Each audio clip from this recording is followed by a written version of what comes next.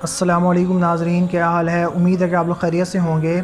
آج کی اس ویڈیو میں آپ کے سامنے یہ مسئلہ بیان کرنے لگا ہوں حدیث شریف کی روشنی میں کہ کیا عید کے دن ہمارے لیے دف بجانا جائز ہے یا نہیں۔ دف ایک آپ لوگ جانتے ہیں ایک مشہور موسیقی کا آلہ ہے، اور وہ بہت کہ قدیم زمانہ میں عرب لوگ بھی اس کو استعمال کیا کرتے تھے اپنی خوشی وغیرہ کے موقعوں پر، کہ وہ ایک چمڑے سے ایک گول پلیٹ کی طرح ایک گول سی چیز بنی ہوتی ہے کہ وہ ایک طرف سے وہ خالی ہوتی ہے اور ایک طرف میں وہ چمڑا لگا ہوتا ہے کہ جب اس پر ایسے ہاتھ مارا جاتا ہے تو اس میں سے آواز آتی ہے، تو اس کو دف کہتے ہیں۔ تو کیا دف بجانا مسئلہ یہ ہے عید کے دن جائز ہے یا نہیں؟ تو یہ کیا جائز ہے یا نہیں، یہ مسئلہ میں آپ کے سامنے حدیث سے ثابت کرتا ہوں کہ حدیث میں اس بارے میں کیا آیا ہے۔ تو میں حدیث اب آپ کو سناتا ہوں۔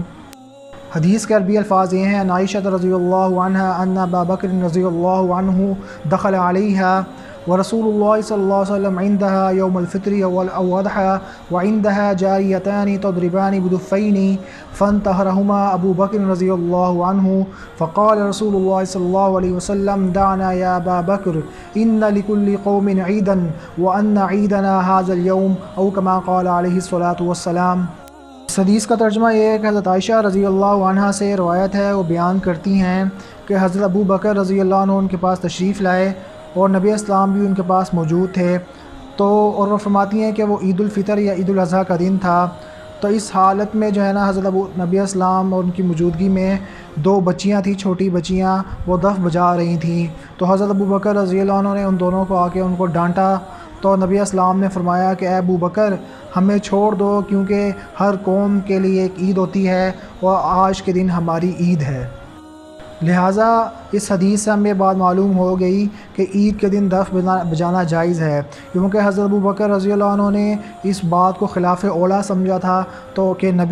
ہمارے نبی موجود ہیں اور ان کے سامنے ایسا کام ہو رہا ہے، کیونکہ وہ لوگ اس کو وہ ایک غلط شمار کرتے تھے، غلط فعل شمار کرتے تھے۔ تو اس کے لحاظ سے حضرت ابو بکر رضی اللہ عنہ نے ان دو بچوں کو ڈانٹ دیا، لیکن نبی اسلام نے فرمایا کہ ابو بکر ان کو ہمیں چھوڑ دو، یعنی ہر قوم کے لیے ایک عید ہوتی ہے، آج ہماری عید کا دن ہے، تو ان کو عید کے دن یہ دف بجانے دو۔ تو اس حدیث سے معلوم ہو رہا ہے کہ عید کے دن دف بجانا جائز ہے، لیکن شرط یہ ہے کہ وہ بجانے والی وہ کوئی چھوٹی بچیاں ہوں، نابالغ بچیاں ہوں، یا چھوٹے بچے ہوں، کیونکہ اس حدیث میں جو جاریہ تانی کا لفظ آ رہا ہے، اور جاریہ عربی میں کہتے ہیں چھوٹی بچی کو، تو پتہ لگ رہا ہے کہ دو چھوٹی بچیاں نبی اسلام کے سامنے دف بجا رہی تھیں، تو دو چھوٹی بچیاں بجا سکتی ہیں دف، اور دف بھی وہ سادی دف ہوتی ہے۔ آج کل جو دف کے ساتھ انہوں نے سائڈوں پہ وہ ایسی چیزیں لگائی ہوتی ہیں جس سے اور ایک ساز کی آواز پیدا ہوتی ہے، وہ والی دف نہ ہو، بلکہ سادی دف ہو کہ جس کی ایک سائڈ خالی ہو اور ایک سائڈ پہ اس پہ وہ